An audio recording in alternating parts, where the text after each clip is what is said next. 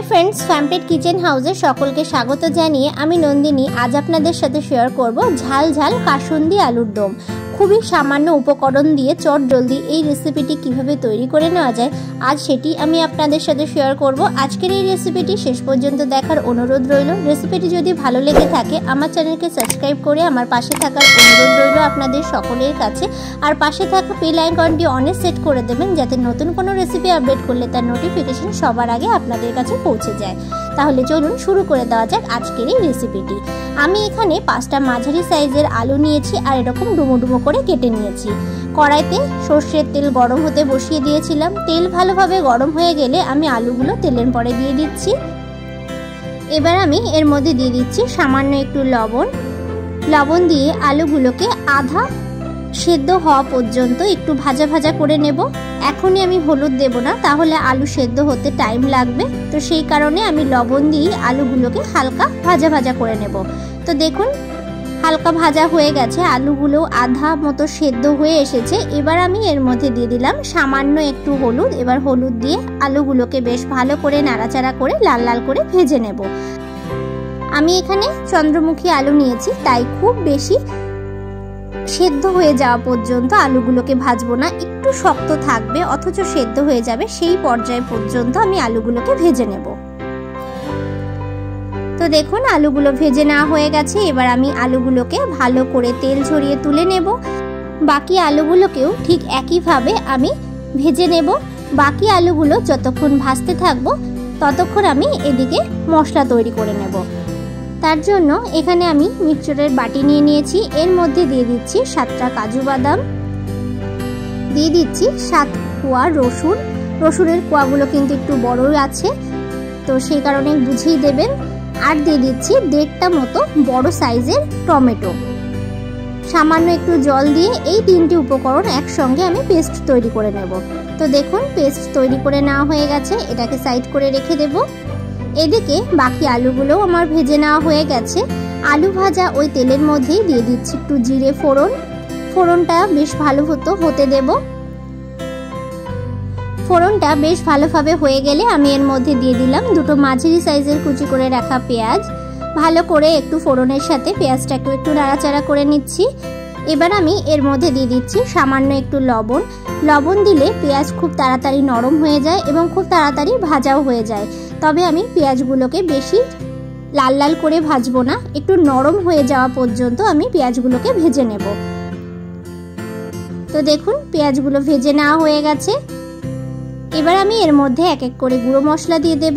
এখানে আমি দিয়ে দিচ্ছি 1 চামচ ধনের গুঁড়ো, দিয়ে দিচ্ছি 1/2 চামচ হলুদ গুঁড়ো, আর দিচ্ছি 1/2 চামচ কাশ্মীরি লাল লঙ্কার গুঁড়ো। ভালো করে মশলার সাথে পেঁয়াজগুলোকে একটু নাড়াচাড়া করে নিচ্ছি। ভালো করে নাড়াচাড়া করে মিশিয়ে নেওয়ার পর বেটে রাখা মশলাটা দিয়ে দিলাম। এবার আবারও ভালো করে নাড়াচাড়া করে মিশিয়ে দিচ্ছি। গ্যাসের ফ্লেমটাকে হাইতে রেখেই আমি ভালো করে নাড়াচাড়া করে মশলাটাকে পেঁয়াজের সাথে মিশিয়ে নিয়েছি। এবার আমি এর মধ্যে দিয়ে দিচ্ছি মশলার বাটি ধুয়ে সামান্য একটু জল। ভালো করে নাড়াচাড়া করে মিশিয়ে নেব। ভালো করে নাড়াচাড়া করে মিশিয়ে নিয়ে আমি এখানে 4-5টা কাঁচা লঙ্কা দিয়ে দিলাম। এবার বেশ ভালো করে মশলাটাকে কষিয়ে নিতে হবে। তো দেখুন মশলাটা কষিয়ে নেওয়া হয়ে গেছে, মশলার থেকে তেলও বের হতে শুরু করেছে। এবার আমি এর মধ্যে ভেজে রাখা আলুগুলো দিয়ে দেব। ভেজে রাখা আলুগুলো দিয়েও বেশ ভালো করে কষিয়ে নেব।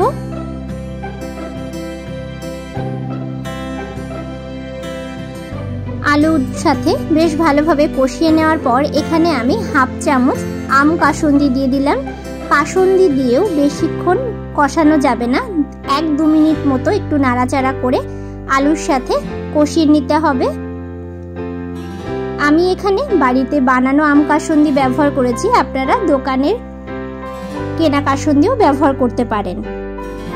2 মিনিট মতো বেশ ভালো করে কাসুন্দির সাথে আলুটাকে কষিয়ে নিয়ে এর মধ্যে আমি দিয়ে দিচ্ছি পরিমাণ মতো জল দিয়েও বেশ ভালো করে একটু নাড়াচাড়া করে মিশিয়ে নিচ্ছি।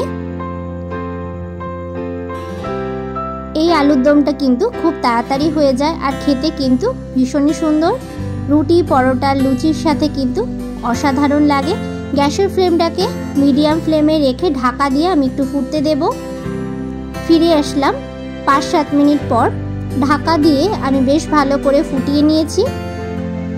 এবার আমি এই লঙ্কাগুলোকে একটু হাতার সাহায্যে ডলে দেব। আপনারা লঙ্কা বেটেও ব্যবহার করতে পারেন, আর ঝালটা আপনারা যে যেরকম খেতে পছন্দ করেন সেই অনুসারেই দেবেন। কাসুন্দি আলুর দম কিন্তু প্রায় হয়ে এসেছে। ভালো করে নাড়াচাড়া করে মিশিয়ে নিচ্ছি। এবার আমি 3টে কাঁচা লঙ্কা চিড়ে এর মধ্যে দিয়ে দিলাম, আর দিয়ে দিচ্ছি স্বাদ মতো চিনি, আর দিচ্ছি 1/2 চামচ মতো গরম মশলার গুঁড়ো। ভালো করে মিশিয়ে নেব। ঝাল ঝাল কাসুন্দি আলুর দম একদমই তৈরি হয়ে গেছে। আমি 1-2 মিনিট একটু নাড়াচাড়া করে মিশিয়ে নিলাম। এবার আমি সার্ভ করে দেব। আপনারাও এই রেসিপিটি বাড়িতে ঠিক এইভাবে তৈরি করে দেখতে পারেন। আশা করছি আপনাদেরও ভীষণ ভালো লাগবে। আজকের এই রেসিপিটি বাড়িতে ট্রাই করে অবশ্যই কমেন্ট করে জানাতে ভুলবেন না যে আপনাদের কেমন লাগলো। রেসিপিটি যদি ভালো লেগে থাকে লাইক করবেন, শেয়ার করবেন। সকলে ভালো থাকুন, সুস্থ থাকুন এই কামনা নিয়ে এখানেই শেষ করছি। আবারও ফিরে আসবো নতুন কোনো রেসিপির ভিডিও নিয়ে। ভিডিওটি শেষ পর্যন্ত দেখার জন্য অসংখ্য ধন্যবাদ।